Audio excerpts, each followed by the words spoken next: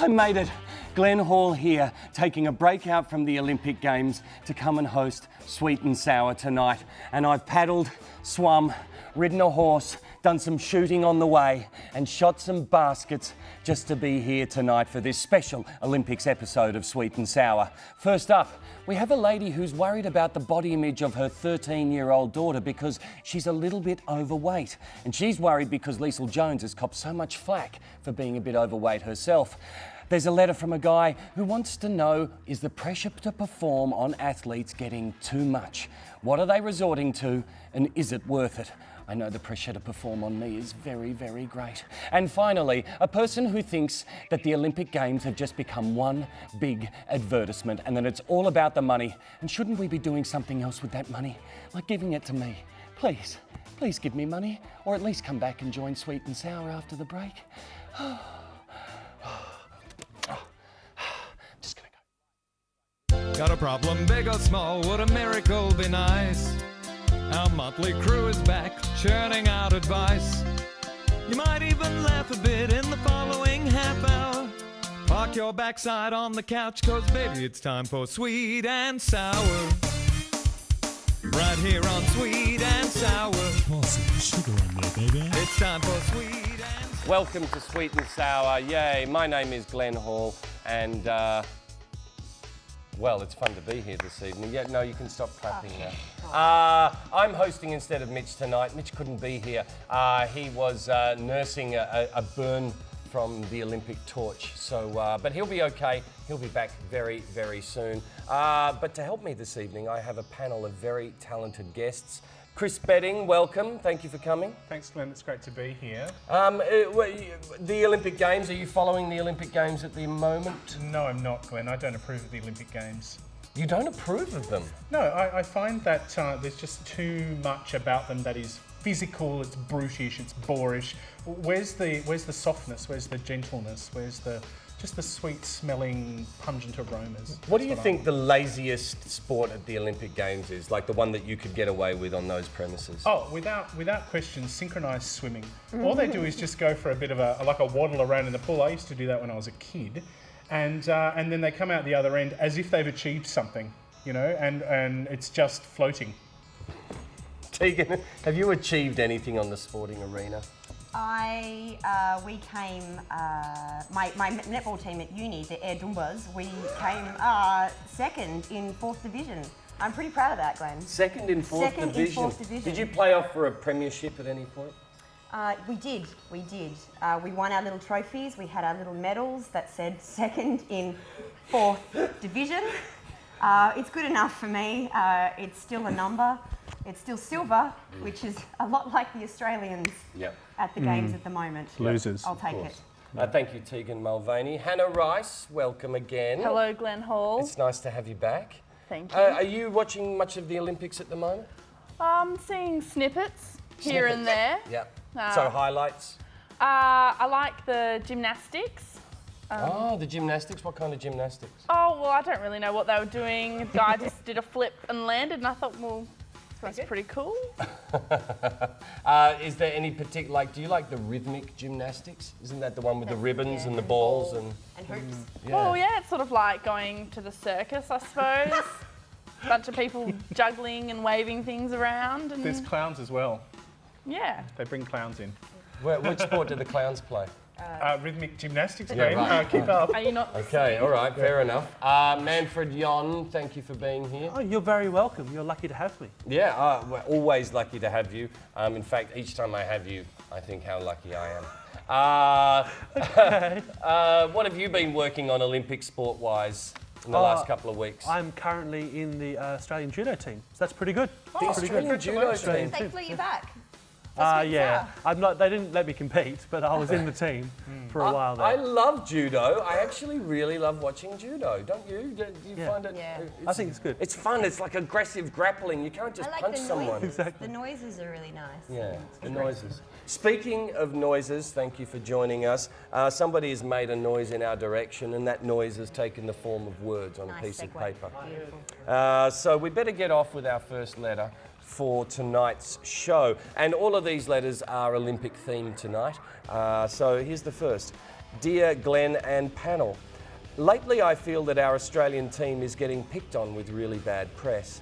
Our greatest Olympian, Lethal Jones, I'm not, is she our greatest Olympian? Anyway, let's keep going. Has been lambasted in the news because her body is not up to the athletic standard of some fool writing a newspaper column. Young girls and boys look up to our national athletes because of their achievements. What the hell has the size of their thighs got to do with their achievements? Are our media reporters so drama infotainment driven that they have to trivialise our Olympians' efforts and focus only on the Olympics' biggest loser? My youngest daughter is 13 and a conscientious swimmer, which I think means not very good, doesn't it? Mm-hmm. Yeah. And also a little bit on the heavy side.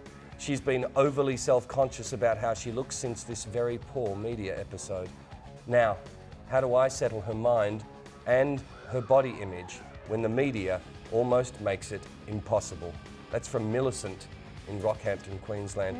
Chris, do you have any advice for Millicent about what she should tell her daughter? I've got nothing to say to Millicent. I'm going to talk directly to Millicent's daughter. Millicent's daughter, if that is your real name, when I was 13, I was a little fatty just like you, you know? And I thought that there was no hope, and I thought that I was going to be a failure when I grew up. And I'd get in the pool and I'd swim up and down and I'd come dead last time after time, probably like you do. But I'm here to tell you that when you become an adult, people might one day think that you're normal. So stick at it and, you know, just try to blend in and be nice to the popular girls. So you sound like you think Millicent's got a lot to do with the problem here, Tegan. Do you think Millicent's got a lot to answer for her daughter's views? Quite possibly. I think maybe a good point of reference for Millicent Jr. might be if her mum didn't pay so much attention to what was being said by the media, then maybe her daughter would pick up on that as well. Mm-hmm. That might be pretty cool. Unless her daughter is Lethal Jones, you know, her thighs were great. There's nothing wrong with a bit of thickness around the thighs. I think that it's healthy, and you know, if there's a time of famine, it means that she will out-survive Naomi Campbell and Kate Moss. That's right. Kate Moss would be the first to go. Should we ever lose the ability to make fire? Just a Rub pair those of thighs together, pair of suede pants and corduroy, I think. a corduroy, yeah, would be perfect. Hannah, do you think that it sounds like that we're getting towards that Millicent is actually the problem here, and that it's a bit too late to save a 13-year-old? No, it's not too late. I will say one thing though, being a swimming teacher myself, actually the higher your body mass index is, the more buoyant you are, so the better you can be at swimming, because the easier it is for you to float. So I'd say it's kind of probably a good thing that your daughter is a bit on the chubby side, because it's going to make things easier for her when she gets in the water. She's going to float right to the surface, and then she can do the hard work of swimming. But she's already got that head start floating up there. You're saying this is a bonus. That's fantastic. It's a massive bonus. And those swimming suits, it's like free Spanx, you know, like it. Yeah. Do you know what I mean? Like, And, it's a bonus to stay in swimming arena because you get those streamlined suits.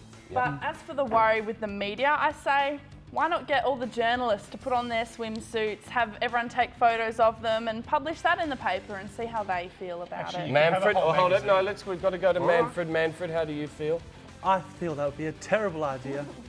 What's your suggestion for Millicent? How is she going to... It sounds like she's worried that her daughter's going to think she's a loser, or she's, you know, different because she's a bit overweight. Well, she's probably not a loser because she's overweight. She is a loser if she swims a lot. No one likes a swimming kid. Yeah, right. 6 a.m. starts. Don't let Olympians be your idols, because nobody likes them. Even when they retire, they have to sell a cereal. No one wants to talk about cereal all day. And at the end of the day, isn't Jeff Hugel already swimming's biggest loser? I think there you go, Millicent. All your answers are embedded in that. And as Manfred said, we shouldn't be idolising Olympic sports people. Who should we be idolising? Well, Manfred might just let us in on that secret when we come back after this break for a little more Sweet and Sour. I thought that was...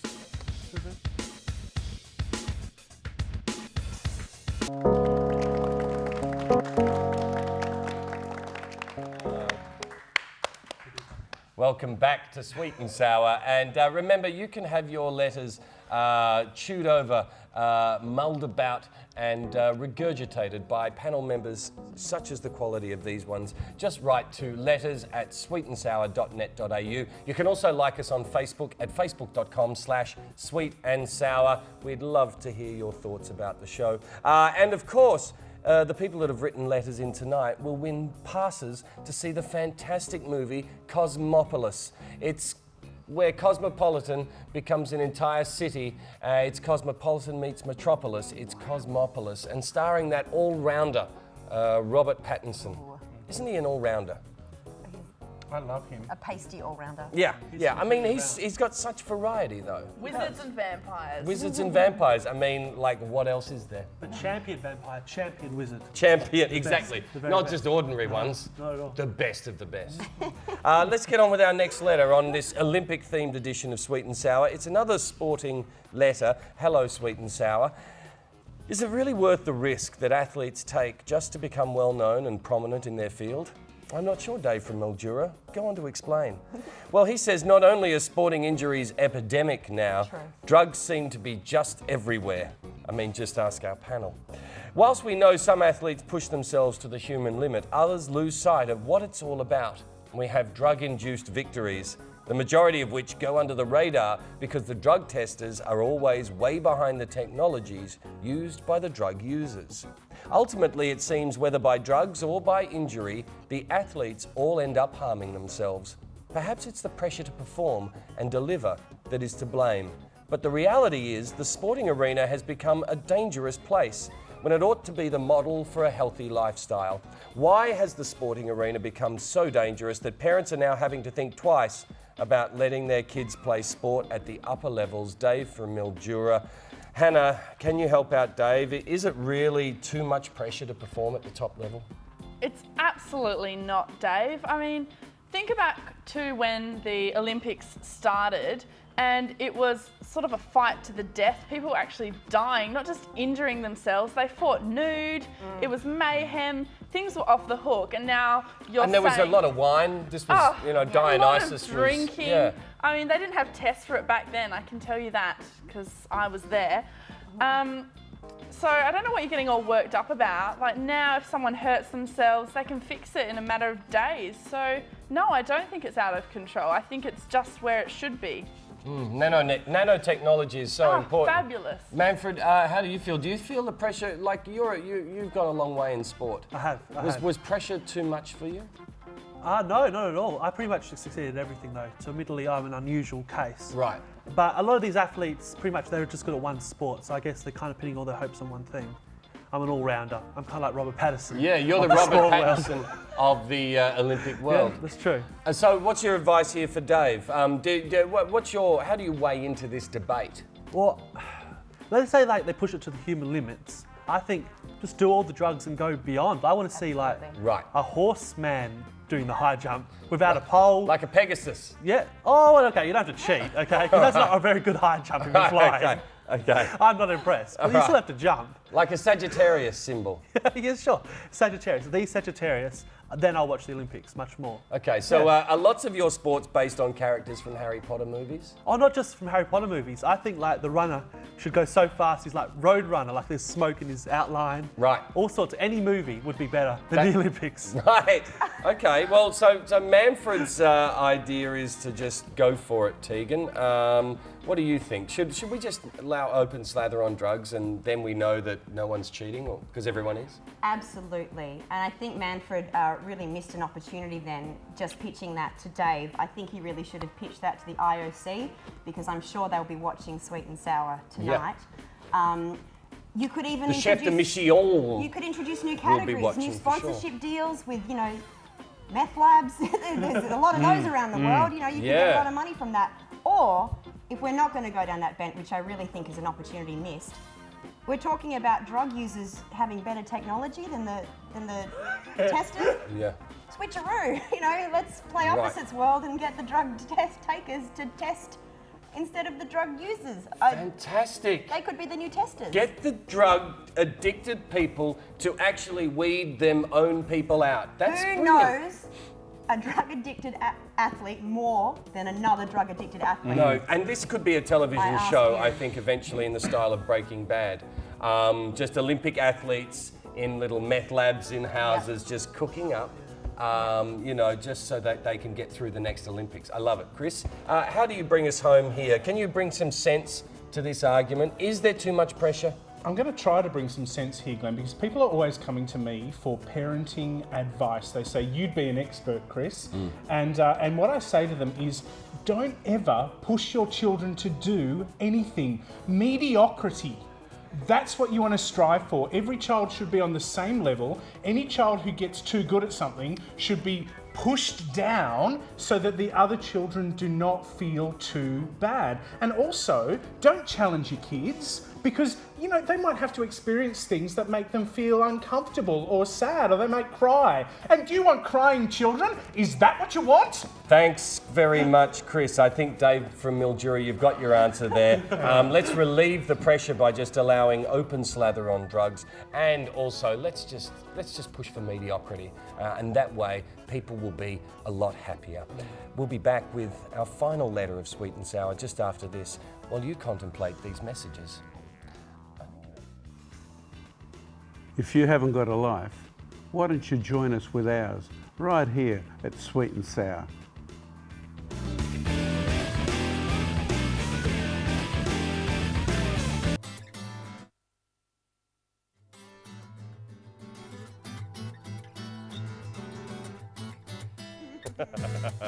You guys, how much fun is this?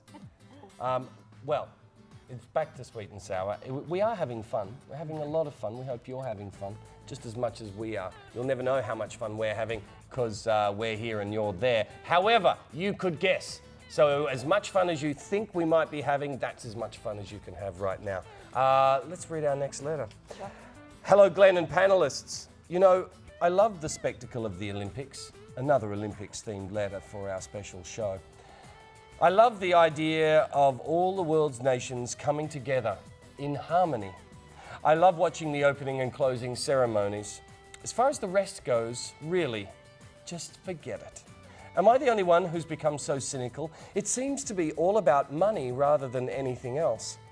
Having been on the surface of this planet for more than 6 decades, I've watched a few Olympics, and it's very obvious that the highest income grossing nations who are able to throw the most money are the ones that collect. China does very well. Now, surprise, surprise. But where are all those former Eastern Bloc nations? Gone. No money to throw at it. If I spent my whole salary on educating or sporting up my son, he too would be exceptional in that field. If we could afford to spend the whole day on our chosen field, wouldn't we all become tops in our field? Of course. So the Olympics is teaching us that the more you spend, the more you win, which is why Australian swimming no longer does much good. On top of that, we don't get a real TV coverage anyway. We only get events that Aussies are in. So I figure every nation has been sucked into paying huge dollars to televise only their local teams. The Olympics has become a commercial farce. And be honest, panellists, how many of you watched much more than that opening and closing ceremonies? Mac from Port Adelaide, South Australia, is riled up. Manfred, what do you say to him? Is it all just about the money, or is there something else at stake? I think, well, it's massively about the money, but I would say the opening ceremony is the most money. Like, I saw Daniel Craig parachute with the Queen over a giant Captain Hook even more expensive than Captain Cook. Yeah. Captain Cook. Yeah, he had a hook. That's extra, yeah. Like, but the rest of it, I mean, Eastern Bloc can do that. Like, the best you need is like a horse, and they've got horses. Their mare's a horse. I don't know about the Eastern Bloc. Yeah, like, the Olympics is easy. You just have to run. Just run. You'll be fine. You'll be fine. I like it. No, I think you're right. I think because the advertising was really targeted at the opening and closing ceremonies. That's when the most people are watching. Hannah, what do you think? I think, Mac, if you're not good enough to earn enough money to give to your child, then you don't deserve to have your child be famous, okay? Because only the very best children have the richest and best parents, and you're not one of them. So just give up on it, okay? If you don't want to watch the Olympics, that's fine, but all us rich people, we'll be watching it because that's what we like to do with all our money. I love the fact that an art student can speak so positively about how well she's funded. Maybe the art student was ironic. All right. Well, I think it's excellent. I think that only poor people shouldn't be allowed to have things, and rich people should be allowed to have things. That doesn't make sense to me, Tegan. Well, I'm quite riled up by this as well, and I'd like to address this letter and Mac in person. Yeah. Are you the only person who's become cynical? Yes, you are. You are the only person. Who cares if there's that much advertising going on? It's the only time that you can see people who are slim and slender being sponsored by McDonald's and Coca-Cola. It means you can crack open a Big Mac and a big 600ml Coke and eat like an athlete. You can pretend. Don't lose my fragile new world that I have for these 2 weeks, that if I eat like a fatty fat, I can be like Liesl Jones. I don't mind having a bit extra on my thighs. I can be the next Kathy Freeman if I just eat like a slob. So what you're saying is you actually agree with Mac here that the advertising dollar is actually the most important thing at the Olympics. I don't see the problem with that though. Like, I'm quite happy to So you're quite happy to see, let's say James Magnuson sitting there going, gotta love that quarter pounder. Oh well, off for a swim now. I'm in the Olympics. But you just don't have to show me the swimming, just show me him eating the burger, and I'm okay with that. Right. And I can honestly say that I may have been swayed by this advertising and by this money, but I watched the trampolining events the other day, so I have watched the opening ceremony, the trampolining, and I do intend to watch the closing ceremony, so I have in fact watched more than you, Mac. I think the problem is here though, Chris, it's all fine for those athletes to endorse those products, but they're actually doing athletic things. The people watching the Olympics are eating those products and just sitting in an armchair. I mean, how do you feel about it? Look, it was President Eisenhower, Glenn, who coined the term the military-industrial complex. And the great struggle to me with the modern Olympic games is that we've got the industrial, we've got commercialism, we've got the big corporations funding the Olympics, but what we don't have backing it up is war. You know, where are our militaries, the world's military forces, because they're the ones with the guns. They could train the shooters. They could train the runners by shooting at them. They could bring back the cavalry to make the horses run faster. Even netball, if you think about it, goal attack. Right? So defence, wing defence. Exactly. So I think we need to go a step further. Let's not stop at corporations. Let's get the armies, navies, air forces, and other forms of military force, like even if there's an outer space version, get them working on the Olympics, and I think we'll see some pretty amazing things. I think it's a fantastic way to not only train up our athletes who can win gold medals, but also to have those athletes then defend our country with their lives. You could link this into the last letter as well. I mean, you've got Michael Phelps out there, who's won himself more gold medals than Portugal has ever. He could build a battleship with those medals. And he smokes pot. Yeah, of course. And he eats a lot of burgers because of it.